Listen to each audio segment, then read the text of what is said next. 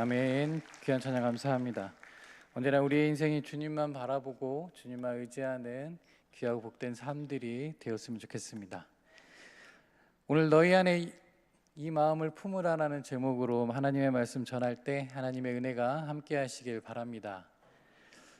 우리가 지난번에 여전도의 연합 헌신 예배를 드릴 때 빌립보서 2장 1절에서 4절 말씀을 통해서 우리가 조화와 겸손을 이루는 여전도회, 그리고 조화와 겸손을 이루는 성도들이 되길 다짐하는 말씀을 우리가 함께 나누었습니다.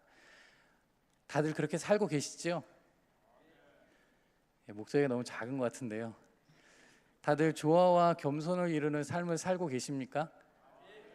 우리의 매일의 삶 속에서 어느 자리에 있든지 늘 조화와 겸손을 이루는 귀하고 복된 삶들이 되시길 바랍니다. 자, 그런데 궁금하지 않으세요? 여기서 조금 궁금해 하셔야 되는데, 무엇을 궁금해 해야 될까요?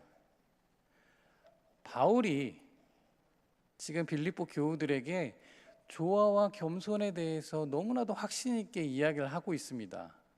그렇죠? 그러면 바울의 이 확신이 어디로부터 왔을까요? 도대체 어디서부터 왔길래 바울은 빌립보 교우들에게 이와 같이 큰 확신을 갖고 이야기를 하고 있느냐라고 하는 겁니다. 자, 그러면 그 확신의 대상이 누굴까요? 여러분 알고 계십니까? 우리 같이 함께 이야기 해볼까요? 자, 시작. 예수 그리스도. 네, 너무나 잘 알고 계시네요. 오늘 본문 5절 말씀을 우리 같이 함께 읽도록 하겠습니다. 5절 말씀 같이 함께 읽겠습니다. 너희 안에 이 마음을 품으라. 곧 그리스도 예수의 마음이니. 아멘. 이 5절 말씀을 빌립보서 2장 1절에서 4절 말씀과 그리고 앞으로 우리가 보게 될 6절에서 11절 말씀을 연결하는 고리 역할을 하고 있습니다. 앞에서 말씀드린 것처럼 조화와 겸손이 바로 예수 그리스도부터 왔다라고 하는 것을 제시하면서 어떻게 하면 예수께서 어떤 모범을 보이셨는지 그 설명을 쭉 이어나가는 다리 역할을 하는 것이 바로 오늘 5절의 말씀입니다. 바울은 5절 말씀 처음에 이렇게 시작했습니다. 너희 안에 이 마음을 품으라. 여기서 이 품으라라고 하는 것은 추구하다, 또 얻으려고 애쓰다, 중요하게 여기다라는 뜻을 가지고 있는데 이것을 직역하면 이렇게 풀 수가 있습니다. 너희 안에 이것을 얻기 위해서 애써야 된다. 이것을 얻으려고 너희는 전념해야 된다라고 볼 수가 있습니다. 자, 그렇다면 우리 안에 이것을 얻기 위해서 애쓰고 전념하라라고 했는데 그렇다면 이것은 무엇을 뜻하는 것일까요? 후반절에 보면 이렇게 이야기를 하고 있습니다. 그리스도 예수의 마음. 그리스도 예수의 마음. 바울은 빌립보 교우들에게 애쓰고 전념하라고 명한 마음은 우리 구주 예수 그리스도의 마음이었습니다. 이렇게 말하니까 여러분들 금방이라도 얻을 것 같지 않습니까? 우리가 이 마음을 품어야 되는데 이 마음이 어떤 마음이냐? 바로 예수 그리스도의 마음이구나. 금방이라도 이 마음을 내가 이렇게 품을 것 같은 그런 기분이 딱 들죠.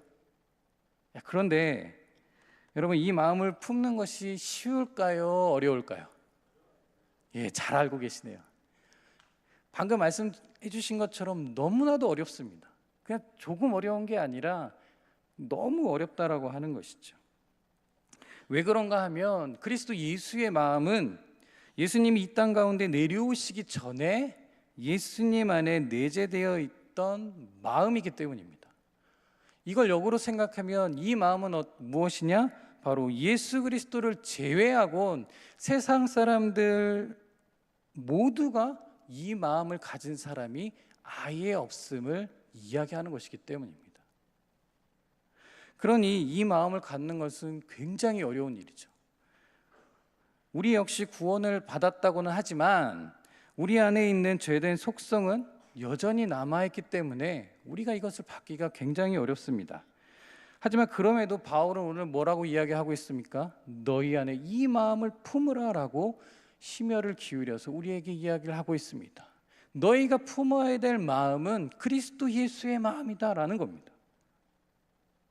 그런데 지금 바울이 오늘 이 5절에서 하고 있는 말씀을 보시면 이게 그냥 단순히 권면이 아니라 뭘까요?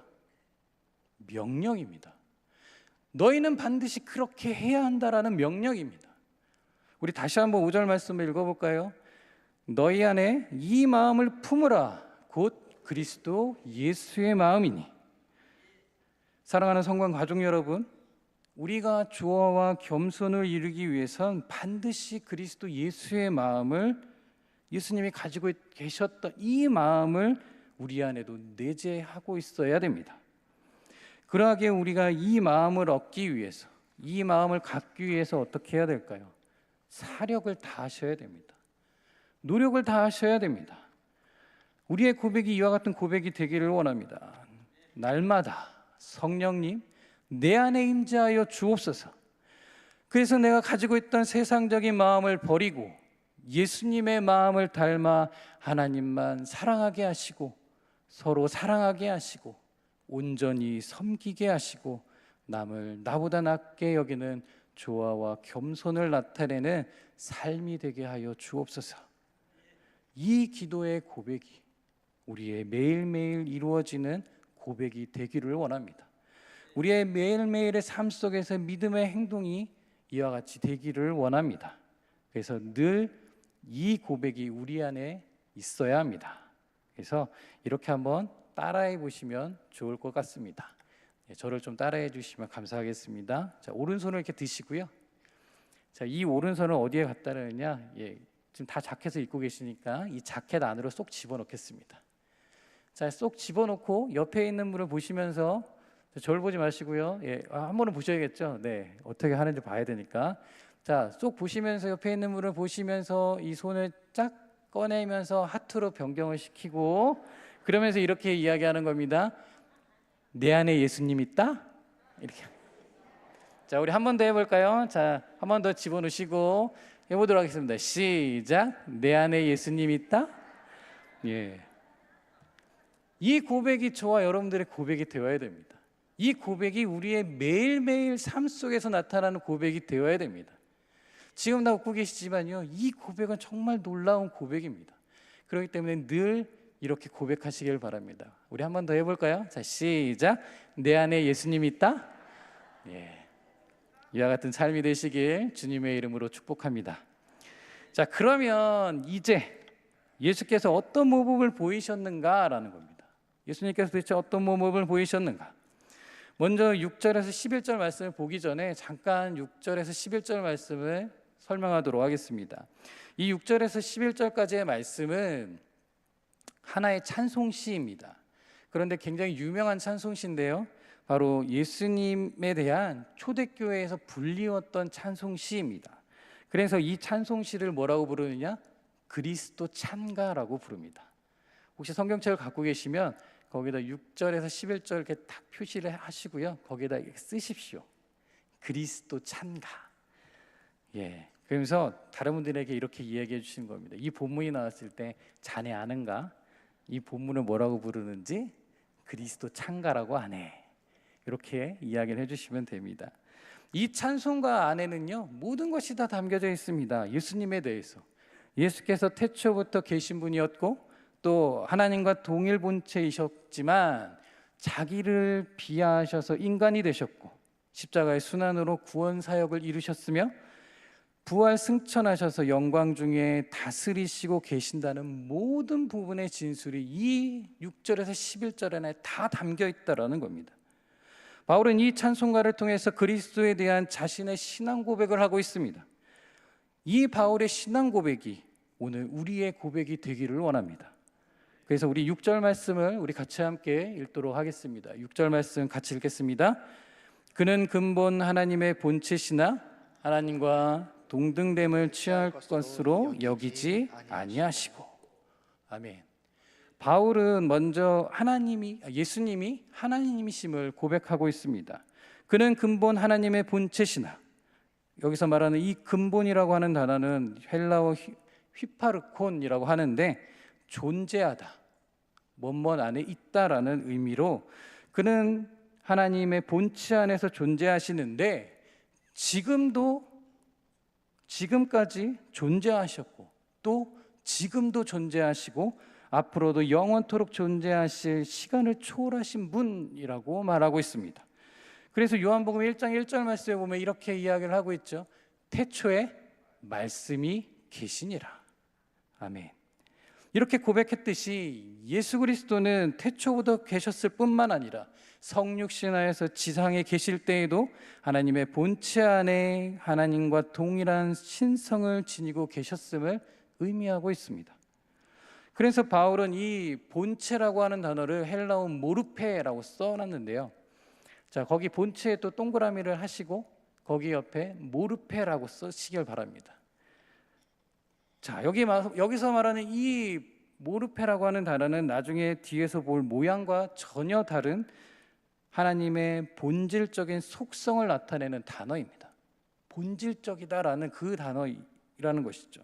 그래서 그리스도는 신성, 즉 하나님의 본체를 지니고 계신다는 기독교의 중요한 교리인 바로 삼위일체를 설명하는 데 굉장히 중요한 단어로 쓰입니다. 그래서 이 모르페라는 단어를 잘 기억하고 계시길 바랍니다. 자, 그런데 더 중요한 것은 무엇이냐? 예수께서 하나님과 동등됨을 취할 것으로 여기지 않으셨다라는 겁니다. 여기 취할 것은 뜻이 뭐냐면 이미 소유하고 있는 것을 계속 붙잡고 놓지 않는 것을 이야기합니다. 그래서 아까 말씀을 읽을 때도 그 옆에 뭐라고 표시가 되어 있었죠? 혹시 보셨습니까? 화면 속에 이제 말씀 숫자가 있었고 취할 것 하면서 가로 열고 뭐라고 써 있었습니다. 그렇죠. 보류라고 써 있었죠. 그게 보류하고 같은 말입니다. 보류라고 하는 건 뭐예요? 계속 그 상태를 유지하고 있는 것이죠. 그런데 오늘 본문에는 분명히 말씀하고 있습니다. 여기지 않으셨다라는 거예요. 여기지 않으셨다. 그것은 포기하셨다라는 겁니다. 내려놓으셨다라는 겁니다. 예수님은 이미 하나님과의 동등된 위치에 계셨지만 그의 지위를 계속해서 유지하는 것이 아니라 계속해서 고수하는 것이 아니라 그것을 내려놨다라는 겁니다. 그래서 스스로 자기를 기쁘게 비우셨다라는 거예요. 예수님이 그렇게 우리 가운데 오셨습니다. 여러분들 어떤 마음을 갖고 계십니까? 예수님께서 이런 분이셨습니다. 이런 분이 지금 우리 가운데 오셔서 우리의 죄와 우리의 허물과 우리를 구원하시기 위해 십자가에 달리셨고 또 우리에게 영생을 주시기 위해서 부활하셨습니다. 정말 놀랍고 기쁘지 않으십니까? 예, 근데 아무도 기뻐하지 않으신 것 같아요. 이 기쁨을 여러분들 표현하셔야 됩니다. 정말 주님께서 나를 위해 그 자리를 내어놓고 이 자리에 오셨구나 라고 하는, 정말 내가 그 감사를 갖고 살아야 한다는 것을 다시 한번 느끼시는 이 시간이 되기를 원합니다. 자, 그런데 우리 자신을 한번 돌아볼까요? 다시 한번 우리가 예수님처럼 하늘 보좌에 앉아 있다고 한번 가정해 보시길 바랍니다. 그러면 우리는 어떻게 했을까요? 저는 이렇게 했을 것 같습니다. 아마 그 자리에서 죽었다 깨나도 안 내려왔을 것 같습니다. 아마 보좌 옆에 손 붙잡고 그 틀을 붙잡고 안 내려왔을 거예요. 예, 그래서 하나님께서 분명히 이렇게 말씀하셨을 것 같습니다. 야, 너 가서 좀 갔다 와라. 저희 가서 한번 좀 이렇게 잘 좀 하고 와라. 그러면 저는 어떻게 반응했을까요? 여러분 어떻게 반응했을까요? 저랑 똑같이 반응했을 겁니다. 싫어요. 이렇게 반응하셨을 거예요. 굳이 제가 왜 가야 하나요? 그러면서 저기 있는 가브리엘 천사, 저기 있는 미가엘 천사를 보내시죠. 아니면 죽지 않고 승천한 우리 엘리야 선지자나 에녹 선지자를 다시 내려보내면 어떨까요? 내가 왕인데 굳이 그 자리로 내가 왜 내려가야 되나요? 라고 하지 않았을까요? 예, 다들 웃고 계신 거 보니까 그럴 것 같다는 생각이 듭니다. 우리 같았으면 끝까지 그 자리를 버티셨을 겁니다. 버텼을 겁니다. 저는 못합니다. 저는 내려갈 수가 없습니다. 아마 그랬을 겁니다. 그러나 우리 주님은 자신의 지위를 버리고 기쁘게 자기 자리를 비우셨습니다. 그리고 인간이 되셨습니다. 왜 이렇게 하셨나요? 아까도 말씀드렸듯이 오직 우리를 위해, 우리의 죄와 사망 가운데서 구원하시기 위한 단 하나의 목적을 가지고 이 땅에 오셨다는 겁니다. 사랑하는 성관 가족 여러분, 예수님이 우리를 위해서 자신의 모든 것을 내려놓고 자기를 비우시면서까지 우리를 사랑하셨던 이 마음을 소유하시길 바랍니다. 마음판에 팍 받아들이시고 그대로 실천하시길 바랍니다. 우리가 하나님의 마음을 제대로 알았다라면 예수님이 이 땅에 오실 일은 없으셨을 겁니다. 하늘 보좌에서 우리를 흐뭇하게 바라보시면서 얼마나 좋아하셨을까요? 하지만 우리가 그렇게 하지 못했기 때문에 하나님은 예수님을 이 땅에 보내셨고, 예수님은 기꺼이 인간이 되셨고 십자가를 지고 돌아가실 수밖에 없던 이 아픔과 동시에 우리를 죄로부터 구원하여 하나님의 자녀가 되신 감사를 우리 마음에 지니고 복음을 위해 조화와 겸손을 이루어 가시는 성관 가족들이 되시길 주님의 이름으로 축복합니다. 바울은 6절 이후에 7절에 계속해서 말씀을 이어가고 있습니다. 우리 7절 말씀 같이 함께 읽도록 하겠습니다. 7절 말씀 같이 읽겠습니다. 자기를 비워 종의 형체를 가지사 사람들과 같이 되셨고. 아멘. 예수께서 자기를 비워 종의 형체를 가지셨다. 이는 그리스도의 자기 비하라고 이야기를 합니다. 거기 옆에 또 쓰셔도 됩니다. 그리스도의 자기 비하. 이 말을 유식한 말로 뭐라고 이야기하느냐? 케노시스라고 이야기를 합니다. 그 옆에다 케노시스라고 쓰셔도 됩니다. 또 이제 물어보시면 이 구절이 나왔을 때 이야기하는 거죠. 자네 이 구절이 뭔지 아는가? 그러면 이렇게 이야기하시면 됩니다. 그리스도의 자기 비하. 이것을 케노시스라고 하네. 캐자는 캐땡땡 할 때 캐자입니다. 그 아시죠? 고두심이 이렇게 나오면서 그 약품 선전할 때 나오는 거죠. 그 캐자랑 같은 캐자인데 케노시스라고 이야기를 합니다. 이 케노시스가 여기서 지금 어떻게 쓰였느냐? 이렇게 쓰였습니다. 그리스도께서 지니고 계셨던 영광스러운 지위를 잠시 뒤로하고 종의 형체를 입으셨다라는 것을 의미하고 있습니다. 그럼 우리가 또 봐야 되는 거죠. 이 여기서 말하는 이 종의 형체를 입으셨다라는 것은 무엇을 의미하는가? 바로 하나님의 말씀대로 철저하게 순종하는 종으로서의 메시아를 의미하고 있는 겁니다. 예수님이 공생애를 통해서 하셨던 사역들을 잠깐 우리 생각해 보겠습니다. 예수님이 하나님의 말씀을 전하셨죠. 그리고 하나님의 온전하신 뜻을 행하심으로 하나님을 영화롭게 하셨습니다. 또한 예수님은 마옥간에서 탄생하셨고 공생의 기간 머리둘 곳조차 없을 정도로 가난하게 사셨습니다. 죽음 후에는 무덤까지도 빌리셨습니다. 이렇듯 예수님은 종의 삶을 철저하게 살아오셨습니다. 그런데 그것이 종의 외양만 그렇게 드러나는 것이 아니라 여기서 나오는 이 형체, 이것도 바로 모르페입니다. 그것은 무엇입니까? 본질적으로 종이 되었다라는 겁니다. 본질적으로 인간이 되셨고 본질적으로 종이 되셨습니다.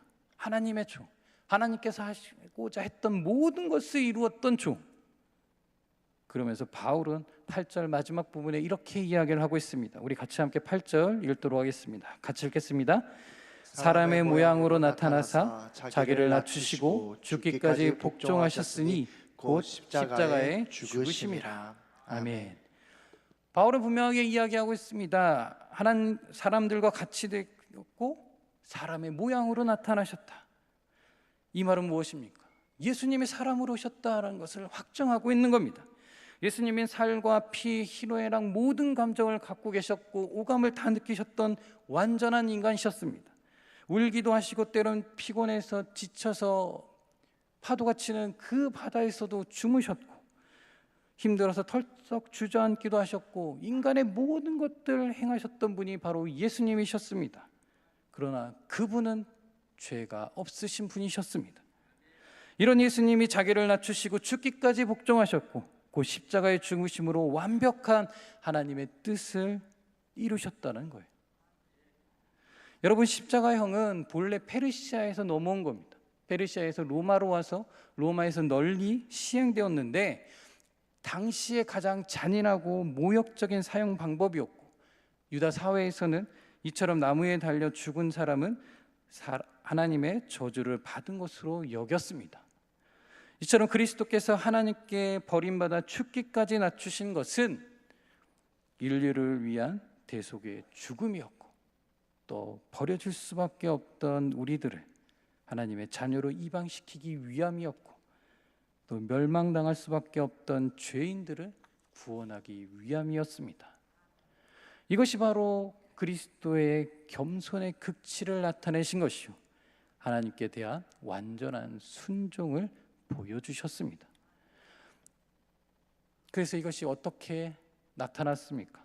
하나님과 우리의 사이에 막혔던 담이 허물어지고 마침내 하나님과 화목하게 되었습니다. 정말 바울이 말 그대로 이야기했던 조화와 겸손의 극치를 보여주신 완벽한 본보기였습니다.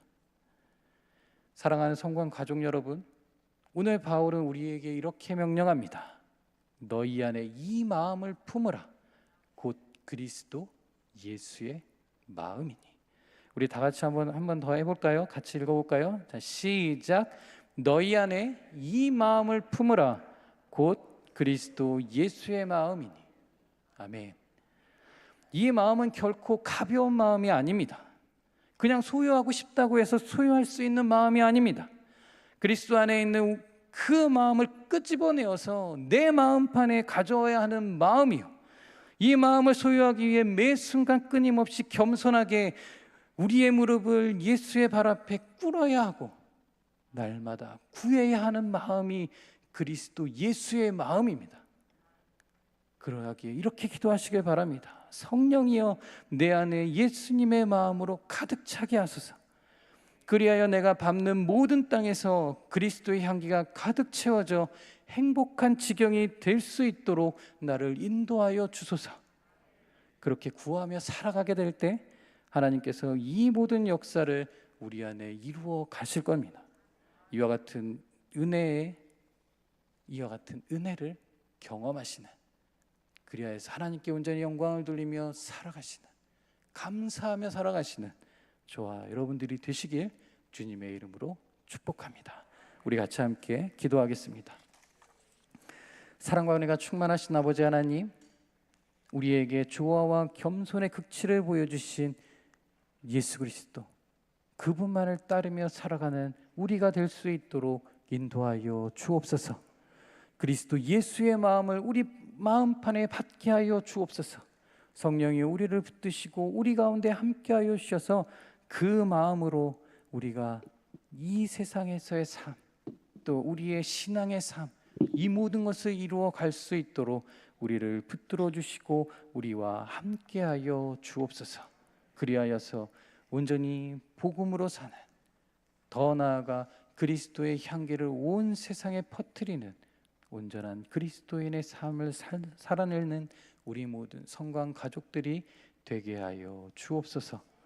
예수님의 이름으로 기도드립니다. 아멘.